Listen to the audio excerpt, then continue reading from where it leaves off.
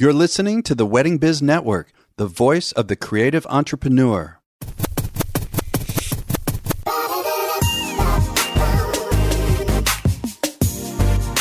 Hey everyone, it's Andy Kushner, host of The Wedding Biz. Today's episode is brought to you by Party Slate, our title sponsor, the first website designed specifically for event professionals and venues. And I want to mention for those of you who are specifically musicians or music lovers, who are listening to today's episode for that reason, I have another podcast called The Music Makers, which is a show that has behind-the-scenes stories from some of the most influential music industry pros in the industry. I mean, artists, record producers, songwriters, recording engineers, managers, record executives, all kinds of people. I release it every other Friday, so you might want to tune in. So, last Monday, I got real personal. I actually featured myself. I wanted to talk about my reflections on 2020 and how I've been impacted by the pandemic, both business-wise and personally. And I just wanted to really let it get all out there. And I had my good friend and editor-in-chief of Destination I Do magazine, Jennifer Stein, come on the show to help me do that. So that was Monday of last week. And then on Wednesday, I had a really dynamic conversation, as usual, whenever I have Preston Bailey on, in which Preston talked about how he's been handling the impact of the pandemic. And then he made I helped him make a very big announcement, which I recommend everybody listen to. And that was last Wednesday. And in the meantime, hey, one of the things that I announced was that personally, this has really been actually a good time for me. And I got engaged on New Year's Eve. Yeah, it's my second time around. And I'm just so happy. I mean, I feel so grounded. And that's something that obviously this has been such a roller coaster for me as well as everyone else, in terms of the pandemic. And so that's been a real nice grounding part of my life. So anyhow, without further ado, let me introduce today's special guest, and that is Marianne Bennett, founder and CEO of Element Music, a very successful music and entertainment company in the event industry out of New York City. And our conversation was really fun. I mean, especially since, I have a business on the music side of the industry, of the event business. You're really going to get to know how one of the top in the industry handles her business and totally brings creativity to what she does. This is a really fascinating conversation. So enjoy this interview of Marianne Bennett.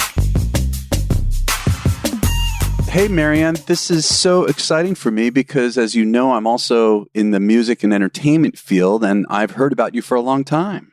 Hey, Andy, thank you. And it's so nice to be here. Thank you for having me. Yeah, sure. So, one of the first things I'd be interested in is how you first came into music. I mean, do you have a memory, Marianne, of the very first time that you were moved by music? How old you were? What was going on? Oh, my goodness. Yes. I mean, I would say my first understanding of my love for music is very, very young. When I was in elementary school, I was taking cello lessons and started writing songs and singing my own songs. I would write them on the cello, believe it or not. And that's when it started. How old were you at that time? I was in 5th or 6th grade. So whatever the age is at that time. Yeah, probably maybe 10 or 11, something like that. Yeah, but I was singing before that. Definitely, I would sing at family holidays and things like that. So I've been singing my whole life, but my real understanding that I loved the creation of music started with those cello lessons. Well, that's interesting that, I'm just thinking back for myself. I started on piano and then trumpet, and I don't remember writing anything, like improvising or anything like that. I was so by the book, which in some ways helped me, but in other ways I think hurt me at that time, where I would just do what I was told by the teacher. I would just do the exercises. Mm-hmm. Of course. Yeah. I mean, it's, the interesting thing about being a musical person is we all find our own way that we relate to music and what our relationship is with music. So mine actually started as a writer. I didn't even know I was writing at the time, but I would make up my own melodies and make up my own, lyrics. And I played the cello and I would use it like a bass. So I would play like little bass lines. I had no idea what I was doing, but looking back, that's what it was. Mm-hmm. That's interesting. God, cello is such a beautiful instrument to me. So, I heard something, though, about you turning down some potentially really big deal thing, something when you were really young. Can you tell me something about that? Like what that was all about? Sure. Well, first, I'll tell you, I always loved music. And when I came out of high school, I was trying to decide, do I want to do music for a living? But I also loved interior design. So I went to FIT as an interior design student, and I was doing that for several months. And then I realized this wasn't it. And I left school. It was a great experience, loved the school and all of that. But I realized interior design, as much as I loved it, it wasn't the number one thing I wanted to do. So I got a job as a mail clerk at what was then CBS Records, which was like Columbia, Epic. Columbia was my favorite, Marianne. All the people on the roster at that time. Oh my God, it was amazing. It was everybody. But all right, but keep going. You really got my attention now. So my dad got me a job there, and it allowed me to be on the record company floors every day, delivering mail to like the biggest names in the business side of music at the time. Because I'm aging myself a little at this point, but back then, the big names in music were Michael Jackson, and Madonna was just starting, Mariah Carey. Well, Madonna wasn't just starting, but she became a household name at this point, and Mariah Carey was just starting to come up as well. So it was a great time to be a young person working at that label. So basically what my opportunity was after delivering mail and every day and seeing these people and these huge celebrities coming in and out of those offices, I had, as I mentioned earlier, been writing my own songs. So I went into one of the executives' office and quickly like sang one of my songs and and they called me, soon after to explore it and to explore me and see what what I was doing. Yeah. And it was interesting because at the time, I don't know what came over me, but I wasn't having the drive that I thought I would have with an opportunity like that in front of me. And I didn't pursue it any further. But soon after that, I actually was a guest at a wedding at the Pierre Hotel. And I was watching the band and it looked like so much fun. And I was like, oh my God, this is what I want to do. And I pursued that, immediately. You mean getting into a cover band? Yep.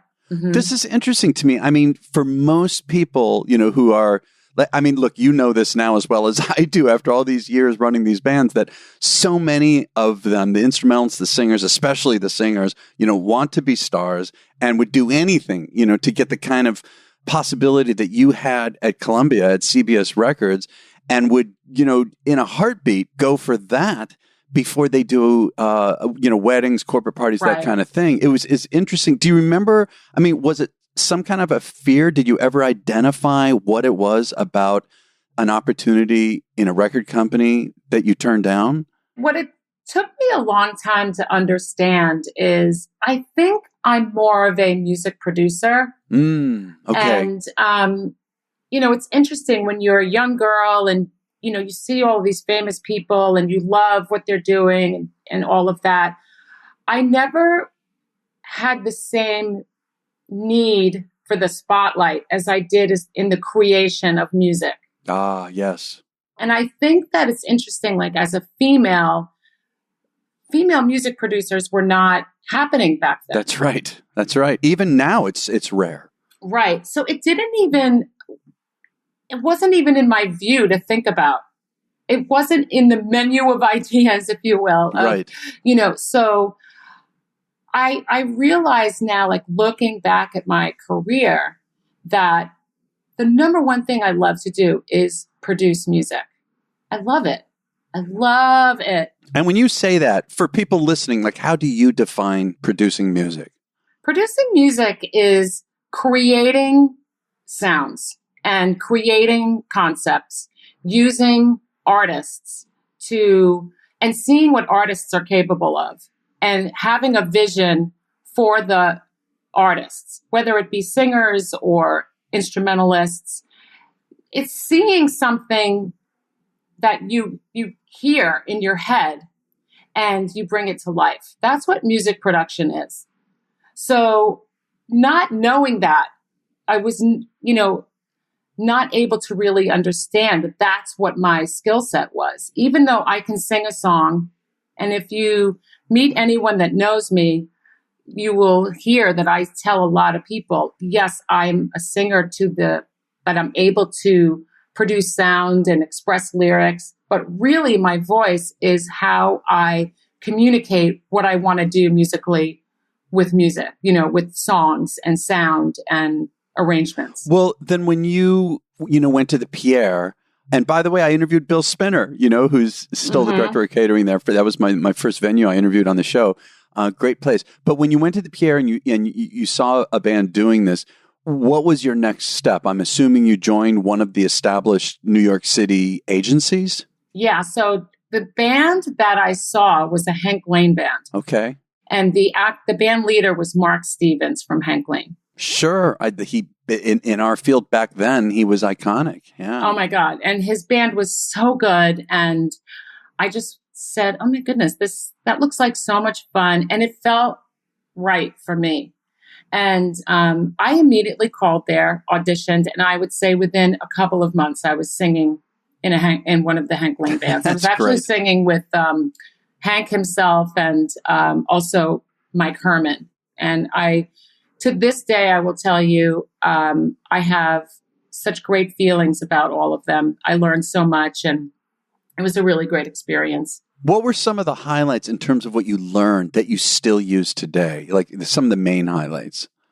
I think what I learned was how you communicate with a crowd. And I don't mean speaking to a crowd. I mean how you relate to them musically. And I was with Hank Lane for a few years, and then eventually I was with Starlight Orchestra. And there was also a Mark Stevens at Starlight Orchestra, ironically, and his partner was Valerie Romanoff. And I learned a lot from them as well. And I would say that I developed this like tool belt of all these great tools on how to communicate with people musically. And it's been a great ride, I have to say. It's been so much fun, and I've gotten to know, I really get to know my clients. Now I have my own business, obviously. And that whole experience taught me how on the fly, like to read people and understand people. And then you partner that with my love of music and my love for producing music. It's what helped me be who I am now. Somewhere, Marianne, I don't remember where it was, I found a quote of yours. It might have been an interview that you were in, but you said you can't entertain them with the band alone. Mm-hmm. It's true. And it's funny, that took me a long time to figure out too, because when I first got into the business, it was around 1990. I put together a killer band, but I remember, and right away I got picked up by a major agency locally and started to book us. But I'll never forget when the owner of it said to me, somehow I guess I expressed, that, hey, it's all about the band. And I'll never forget him saying, no, it is absolutely not. It is about connecting with the crowd. He used different words, but essentially he said it's about connecting with the crowd. It's not just having such a great band. And it took me a while to really understand that and embrace it. Yeah, it's interesting because, listen, you and I are very, very fortunate. We love music, and we get to do music every week of our life. It's amazing. Just think about it. It's so to me, having that musical gift, now I feel like what you and I do is we have a responsibility to take our gift and share it with the crowd and have them feel like it's about them, that it's not about us. Even though we're the ones performing the music and delivering the music, it's really about making those people feel special. And that there's a great phrase about people that have great personalities and engaging personalities and how they can make anyone they're speaking to feel like they're the most important person to them. Yeah. That's what we have to do with music, is that crowd needs to feel like they are the only crowd. and that, on that night, that's the case for me, is it's about those people on the dance floor. It's about the family, the bride, the groom, their parents, and having all of these people, the friends, feel thought of musically. How do you go about doing that? By getting to know the clients. I feel like I've joined their family for a period of time. Like if somebody calls us and we have a wedding coming up a year from now, I really try to get to know them. I really put the time in to not only know like music choice, and taste, but to get to know them as people and how they want people to feel. Do you have a particular technique by which you do that? Are there any things that you do in order to connect with them in that way and learn about them? I guess I do somewhat of an interview process. So it's interesting because when people call and are hearing about you and they make that call and they want to know about you, to them, whether it's an upcoming bride or a groom or their parents or whoever it is that's reaching out to us, to them, they are interviewing us. But truthfully, I am interviewing them from the minute they contact us. I need to get to know them. And this way, what happens is the night of that event, these people are in my brain. I intuitively now know what to do on a musical standpoint. And it's a relationship between me and them. I'm learning about them and I'm helping educate as well. So, and for them to learn about themselves, in terms of they really start to understand what they like and what they don't like. And it's a fun process, and it feels like a partnership, a collaboration between myself and the couple or the family, whomever it is that I'm dealing with. Yeah, I like the way you're talking about it because, I know that most people, I would say clients assume, unless they've been referred by someone who worked with you and explained the process to them, I think most people would assume that really all it's about is, hey, here's the timeline, whether it comes from the director of catering or a planner, and here's the first dance, and yeah, we're doing a father-daughter dance, and here's what it is. I think most people in the public assume that that's what it is, but I know what you're talking about is so much deeper than that. It's so much deeper than that. If as a music producer, if you are just asking someone, what are your favorite songs? You're not learning about them. You just know songs that they like. And they may be saying to you that their favorite songs are songs that people might not even dance to. But yet you're there to, in many cases, create a dance party. In some cases, we're doing dinner music or we're doing like an ambient background kind of vibe or whatever it is we're coming in to do.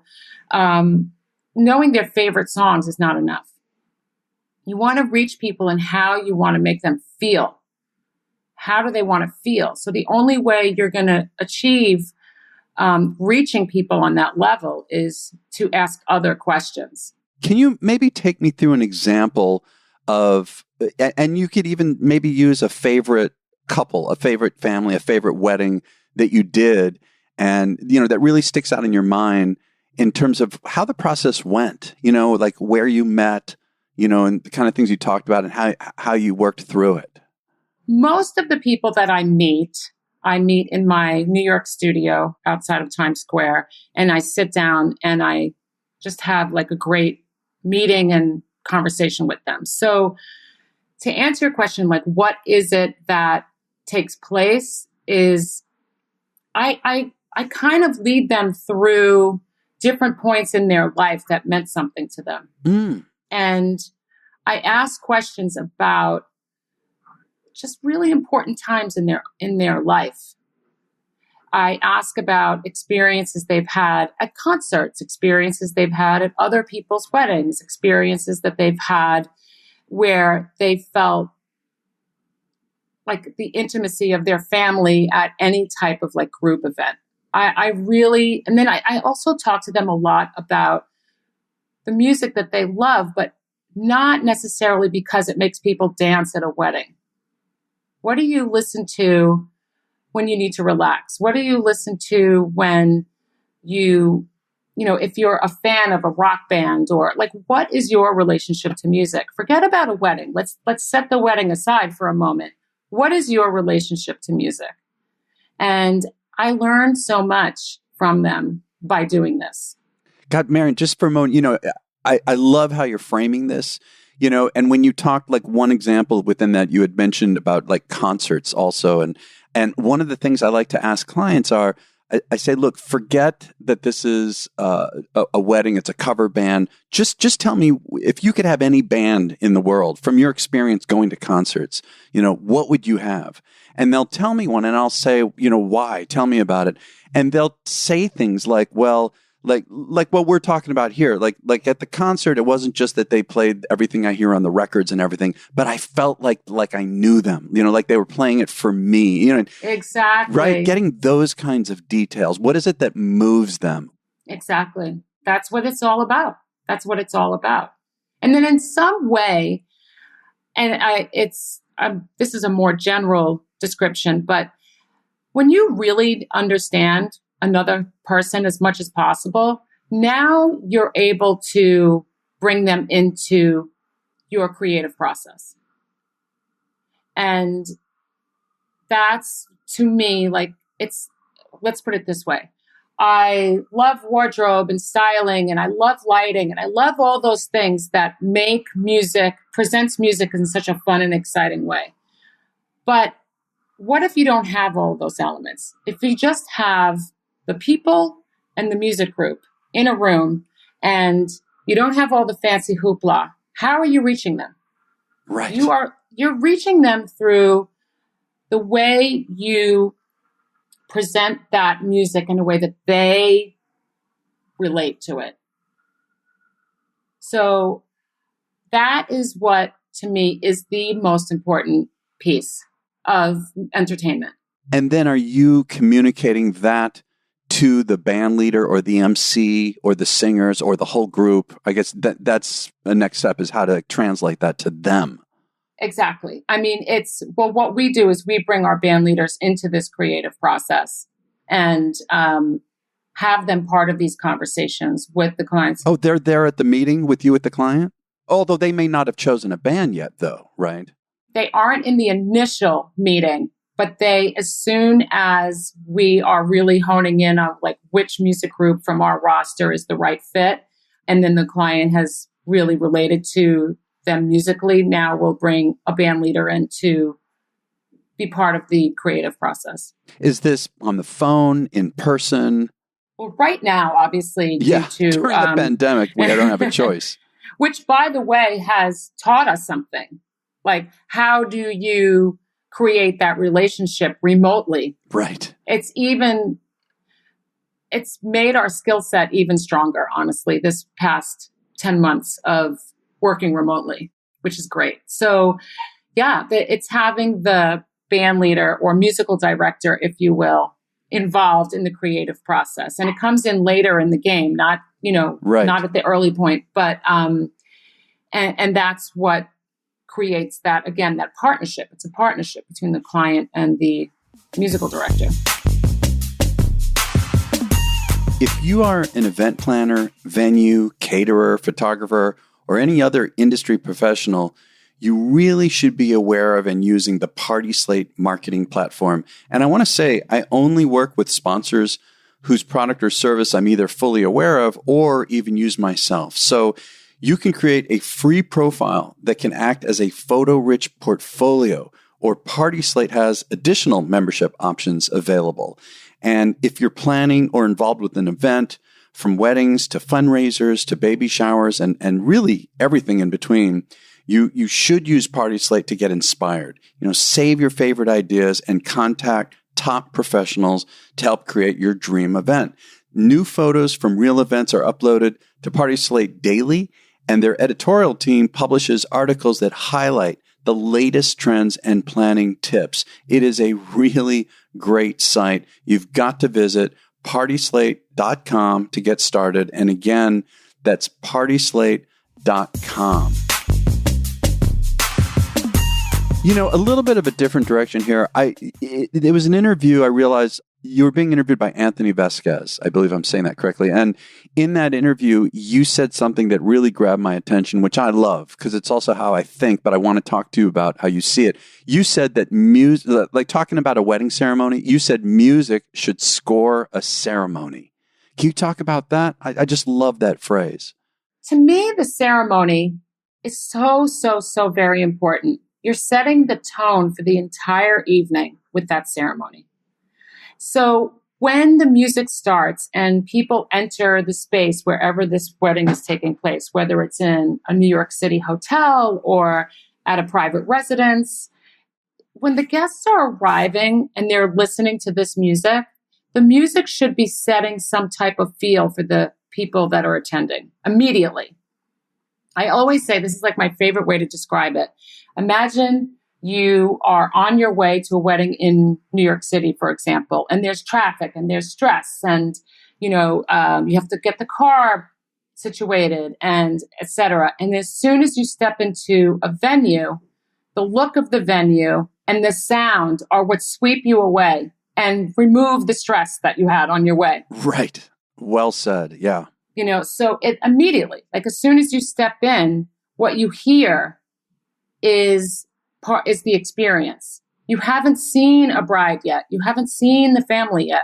You haven't even said hello to a friend or a family member yet. You've just walked in the room, yet you've already been taken to a new place because the music is doing what it needs to do, which is telling a story.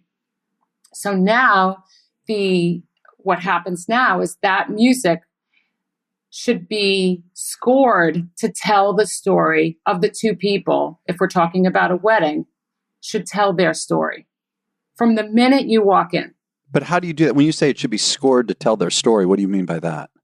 In getting to know the couple, I start to figure out what they relate to and what pulls on their heartstrings. Yep. And now those are the songs that we arrange to be the story, the musical story. Mm-hmm. And sometimes it's, to me, I feel like just playing, how like sometimes brides are instructed to go to like wedding websites and check out the top wedding songs for ceremony. To me, that's not how it works. Let's explore a little further. Let's see what they react to. Let's put things in front of them that maybe they otherwise wouldn't have thought of and see how they react emotionally to the music. And now the music they react to is the music that you, assuming they're reacting in an emotional, loving, good way. Right. This is the music that you start with for, arrivals as people are entering a space. Yeah, I love that. And I know that, when you're talking about producing, the way you described it earlier, that then getting into the meat of the ceremony, I mean, God, Marianne, for me, it's one of my favorite aspects of a wedding is developing, what that journey is musically during the actual ceremony itself.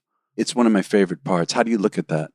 I love creating an amazing soundtrack for a ceremony. It's probably that and getting people dancing, obviously, which is, my other favorite thing. But I love making people feel something. Isn't that what it's all about? Oh, absolutely. And especially when the bride, or if it's two guys, whatever, walks down the aisle, that moment, I think of it like a film, right? It's like, it's interesting. There's this story. I don't know if I've ever told it on the show, but I used to be friends with the person who runs CSAC. So for people listening, that's one of the publishing companies. Like all songwriters and songs kind of go through these publishing companies. Anyway, she was very powerful in the business, and she was helping to make sure that composers were getting their fair share of revenues, of money. There was some kind of a hearing, and she took one of these really major TV shows at the time. I forget the name of it, but it was one of these enormously successful TV shows. And she took like 15 seconds of the show and she played it at the hearing without any music at all. Totally nothing, just so people could experience, okay, here's what it's like with nothing. Then she played it with the wrong music, the music they did not put to it, and made it very clear to the audience listening that, wow, this completely changes the vibe, the feel of this scene. Then they played it a third time with the music that actually went with the show. They ended up winning. They won the case, for composers, and to prove how critical marrying the right type of music with the right type of moment is. Exactly. Here, this is the best way to put it, is you could take, there was that famous song, 1,000 Years from Twilight. Sure. I love that song. Yep. The song is absolutely beautiful. It's a beautiful piece. And there's a reason why so many ceremonies had that song in it. So it doesn't necessarily mean it fits everyone.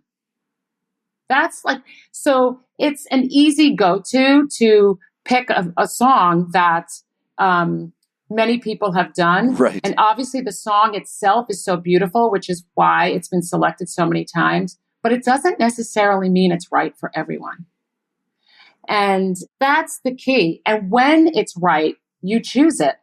That's the important thing to know about music. It's not about trends. The word trends drives me crazy sometimes, because when people say this is trending or that is trending, I get it. Like, we want to do things that are popular and that, people love.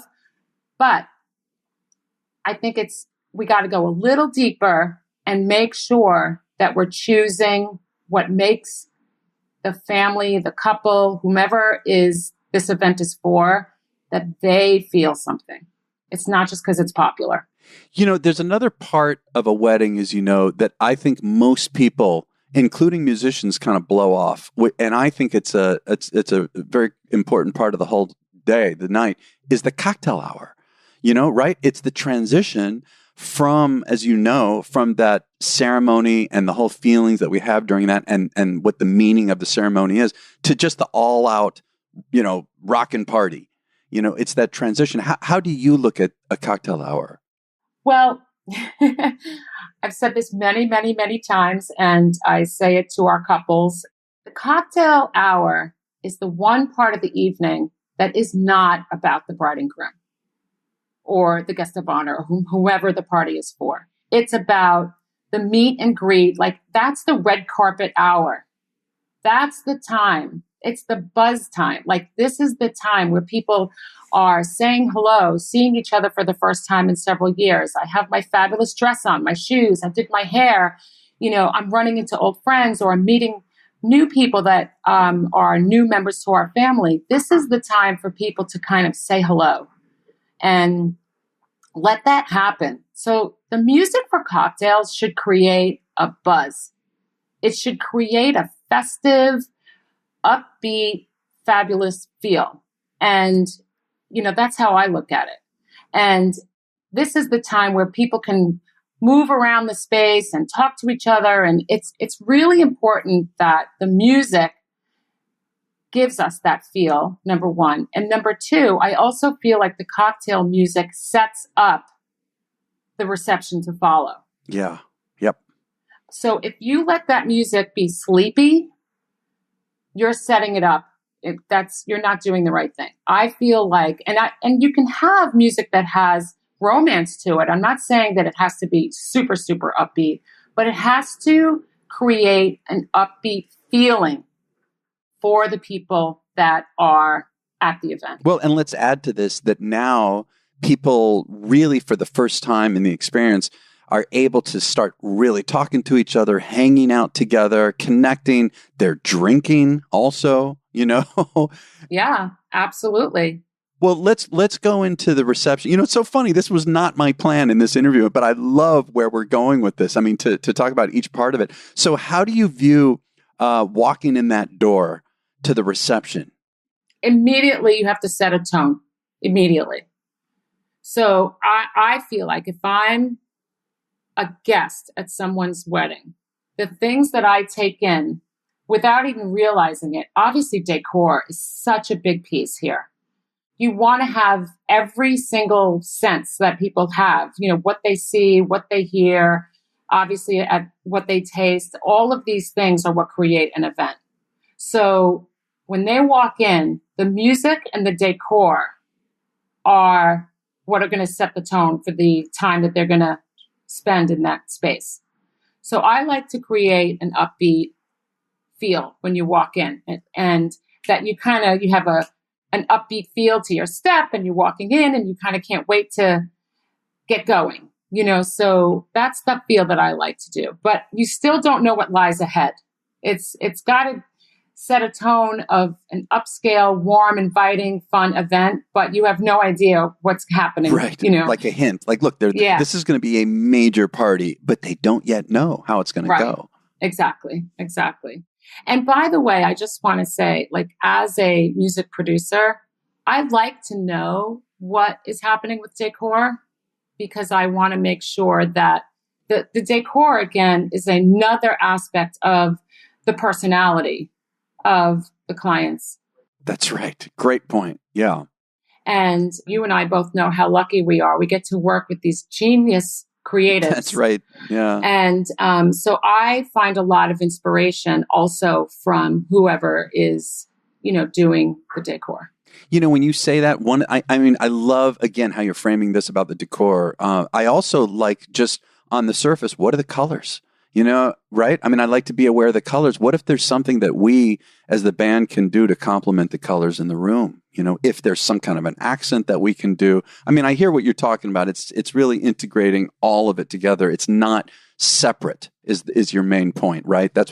I assume that's what you're saying. Yes, we all together we're in it together to create an experience. So we all have to relate to each other creatively. And, I feel I've learned so much from the designers that I've worked with over the years. I've learned so much about how things make me feel. Right. I remember a long, long time ago, Preston Bailey, who is such a genius. I did an event with him, and I remember how I felt when I walked in the room, and I started to take note of the different events when I walk in, how I feel when I see the room. So that also adds to my experience. How do you deal with the dinner? Look, obviously there's different styles. There's more like a kind of buffet style. Most of them are sit-down dinners. Let's assume it's a sit-down dinner.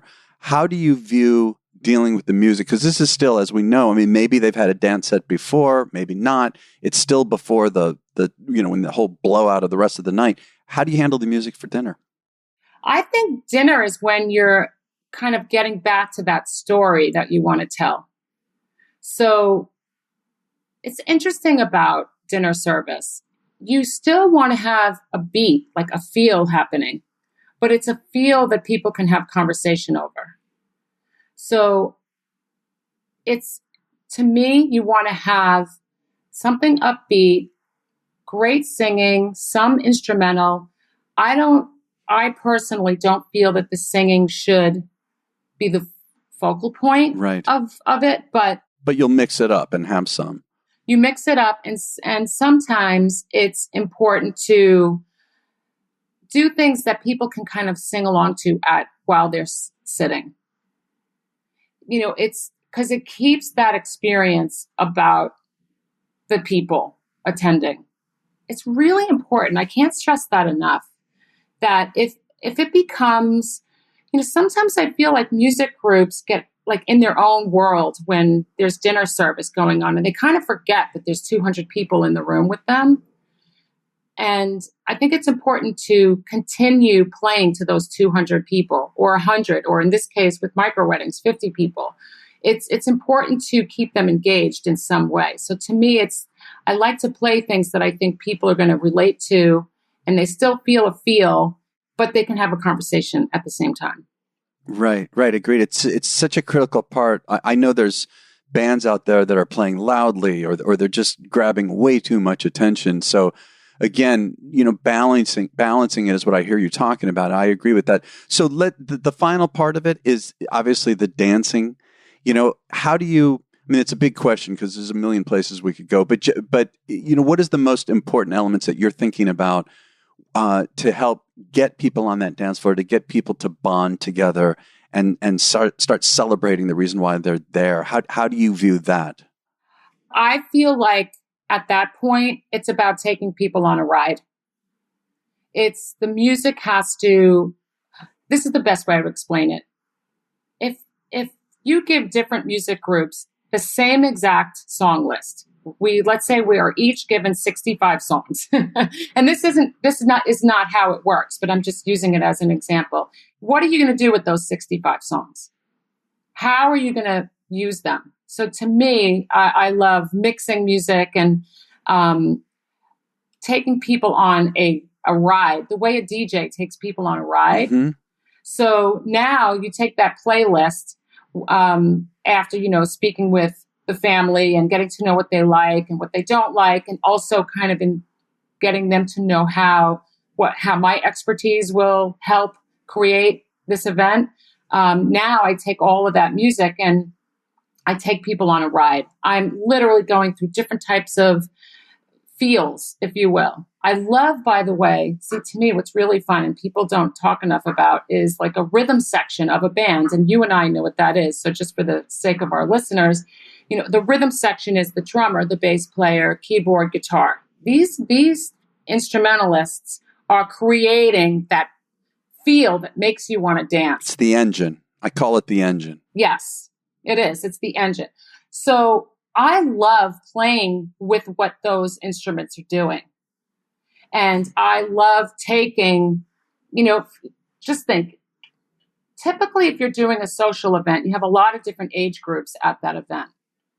So sometimes if you take vibes from the 70s and combine them with current vibes, for example, and you manipulate the music so that it is touching on all of the great dance music of our time, and you take people on that ride, and sometimes they don't even know I'm doing it. So I might take a great famous 70s disco bass line and put it under a more current song and then combine some of those songs so that it doesn't feel like I'm playing a 70s music set.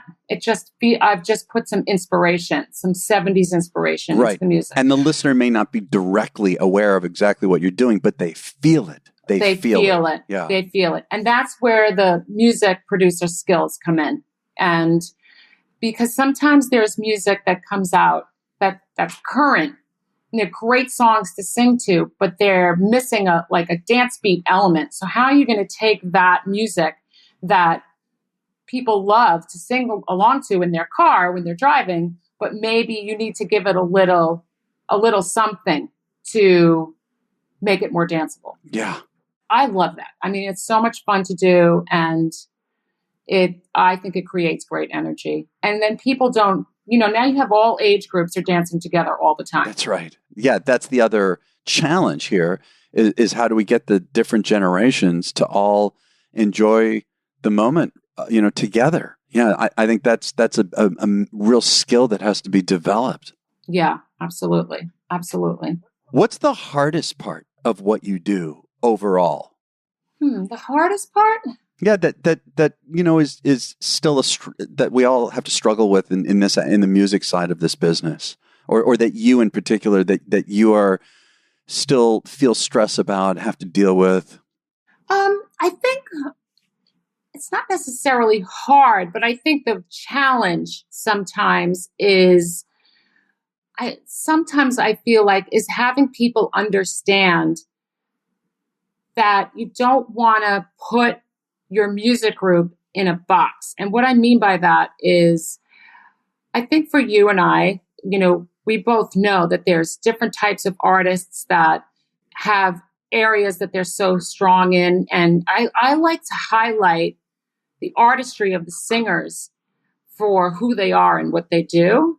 So sometimes I feel like I don't want to be put in a wedding band box where, people think it's just, here's your Motown person and here's your, it's just not how it works for me.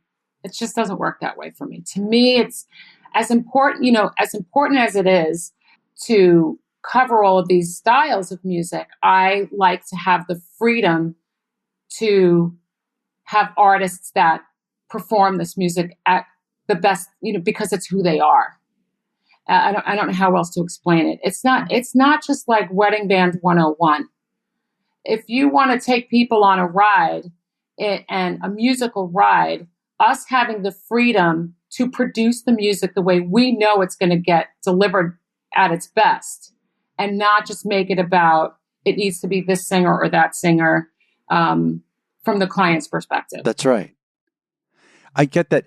There's one more area I want to go in before we go, which is, and I ask this of a lot of people, regardless, whether they're a cake designer or a stylist or a planner designer, the issue of having to balance our art with business. Because look, Marianne, clearly you're successful at what you do. You've got a name, you're making, you're able to make, as you say, you're so grateful to be able to do this full time.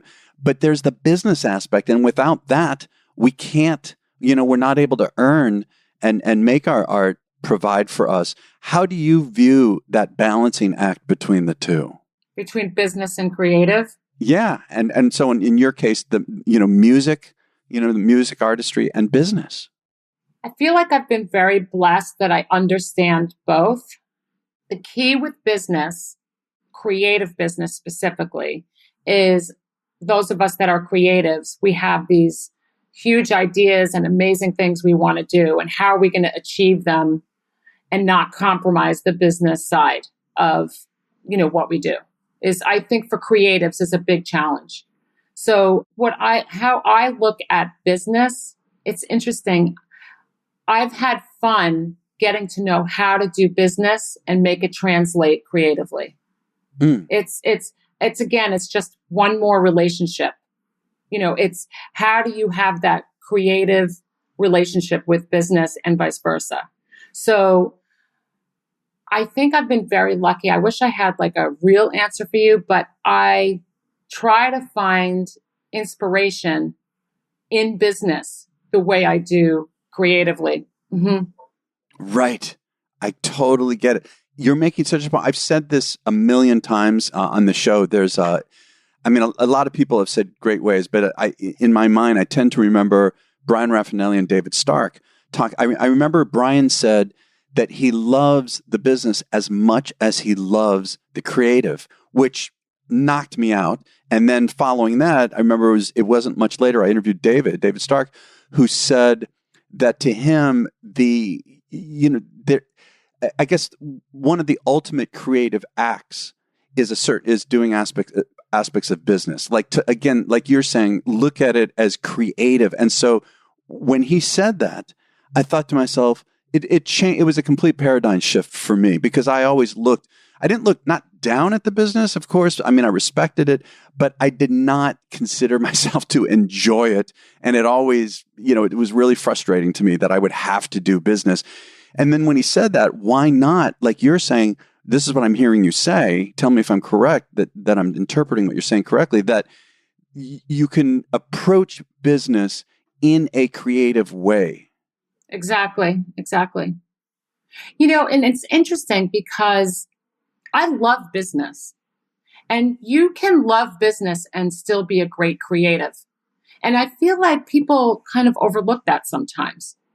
You can love business and the mechanics of business and how it works and how to make business make it a creative. Yeah. But it's like, I feel like for a long time, people had felt that if you're a great creative, you're not going to be good at business. And I don't think being good at business compromises us as creatives. Right. And I think one goes with the other. And I really love business and I really love music. I love both. So how to make them, again, that word partnership, that relationship. To integrate them. Yep. Is to me, is one of the things I love the challenge of it. and there's an event designer that I love and adore. His name is Lawrence Scott. I've known him, my whole professional life. And he and I have talked many, many times about how much we love what we do and how we love our business.